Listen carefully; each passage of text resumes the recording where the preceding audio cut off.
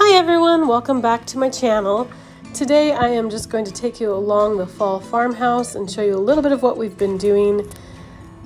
I have grown dahlias before, but I have a flower farm down the road that grows the most beautiful dinner plate sized dahlias.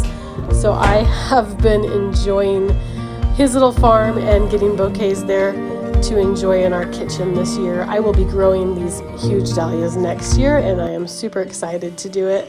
They're just so beautiful and they bloom all summer long. We also sent our third daughter off on a mission to Mexico. She'll be serving in Puebla, Mexico. And I have been craving something pumpkin, and sourdough pumpkin cinnamon rolls are just the thing. So I'm going to take you along today as we make these gooey fall pumpkin cinnamon rolls. They're loaded with pumpkin in the filling and in the cinnamon roll dough itself. They're just super delicious. As always, whenever I make sourdough, I'm starting with an active sourdough starter. You can actually do this recipe, which I have done with starter straight from the refrigerator, and it works great too. But I do like to always use active starter just because it helps your dough to rise so much faster. But the recipe is super easy, and it makes a very tender cinnamon roll that they roll out really well. You do have to flour your surface really well when you're rolling them up, but the dough is just delicious. And the recipe for the dough is 1 cup of your sourdough starter. It can be out of the refrigerator or it can be nice and bubbly. 1 cup of pumpkin puree, 1 teaspoon of pumpkin pie spice. If you don't have pumpkin pie spice, you can make your own with 1/2 teaspoon of ground cinnamon, 1/4 teaspoon of ginger, 1/4 teaspoon of cloves, and 1/4 teaspoon of nutmeg. That will be a little bit over a teaspoon, but that's the spices that you would need. And then 2 large eggs, a whole cup of butter. Please don't judge me. Yes, there is a lot of butter in these, but it makes the dough so nice and tender and these cinnamon rolls so moist and delicious. And then 5 cups of flour and 1/2 cup of granulated sugar. I did make these cinnamon rolls with all-purpose flour, but I think next time I make them, which I will be making these again within the next month, but I think next time I will make them, I will use fresh ground einkorn flour just to make them a little bit healthier. But when you make something with sourdough, it is a little bit easier on your tummy and a little bit more nutritious, but it is delicious. So I am not using a stand mixer to put these rolls together. You definitely can use your KitchenAid. I just actually like making things with my hands because I enjoy playing with dough. I just use a rubber spatula to initially bring the ingredients together, and then I use my hands to bring it into a nice ball. And once you get it to a nice ball, you just put it in your bowl, cover it with a clean towel, and let it rise. And I let mine rise for 5 hours. My home on this day was about 73 degrees. I did put it in my oven, which is 90 degrees, for about an hour, and then I took it out and put it on the counter so that it could rise at room temperature for 5 hours. And while it was rising, I put together the filling. So the pumpkin filling is 1 cup of brown sugar, 5 tablespoons of pumpkin puree, 4 teaspoons of cinnamon, 2 teaspoons of pumpkin pie spice, 1/4 teaspoon of salt, and 4 tablespoons of softened butter. And then I just use my fork to mix that together. You could use an electric mixer or KitchenAid, but it comes together pretty easily. So as long as your butter is softened, you can just use a spoon or a fork. And in a small bowl, it really only makes a little over a cup of filling. And I love having the pumpkin in the filling. It's not too much. You do have to be careful when you're rolling up your cinnamon rolls and cutting them to not squeeze out the filling, but when it cooks and bakes, it is the perfect filling. And it's just a little bit of pumpkin pie filling inside your cinnamon roll. After your dough has risen for 5 hours and it's puffed up, you're gonna flour a work surface really well. And I am just guesstimating that this work surface that I'm using is about 2 feet by 3 feet.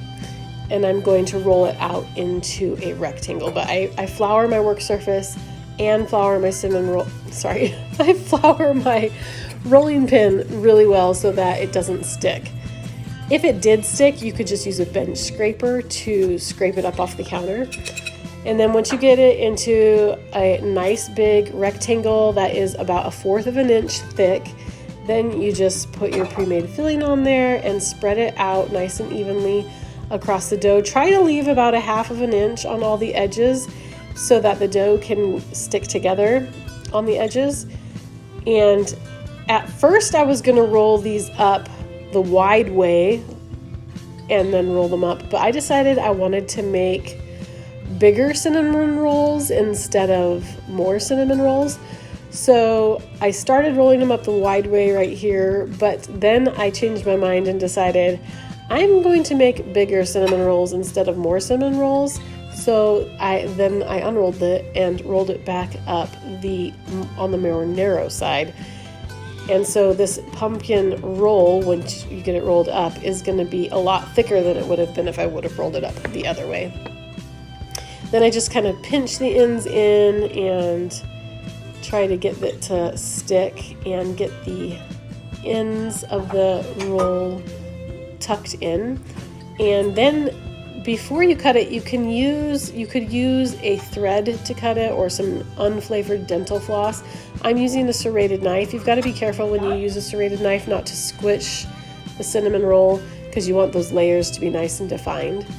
But first I cut this log into 3 equal parts, then I cut each of those 3 equal parts into 6 equal parts, and then cut each of those 6 equal parts into 12 equal parts for 12 equal, or as equal as I could get them, cinnamon rolls, and put them into my buttered 9x13 glass pan. And then I'm just going to let them rise again. And I let them rise for about an hour, just till you see that the dough is starting to puff up a little bit and fill out in the pan.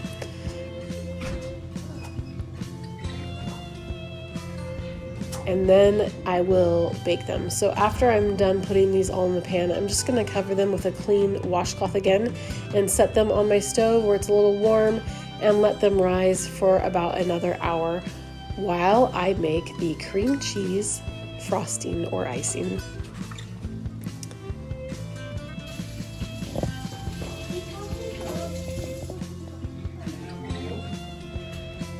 So you will want to, after they get nice and puffy, you'll preheat your oven to 350 degrees and then let them bake for 35 minutes according to my oven temperature at 350 degrees.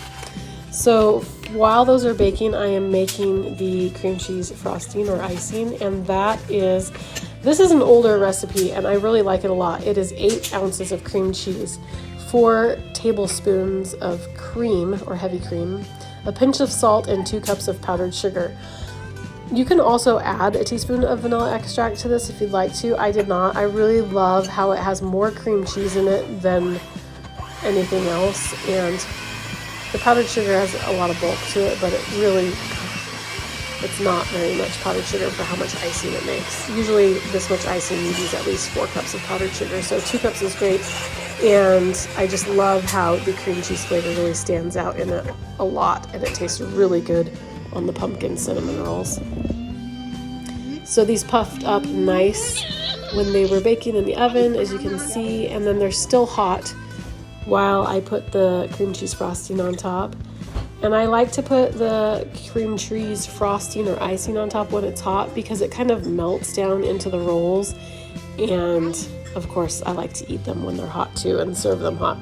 So there's nothing fancy about it. I'm just smothering these pumpkin cinnamon rolls in this cream cheese icing, and then I will show you how they look and how tender they are when you cut into them.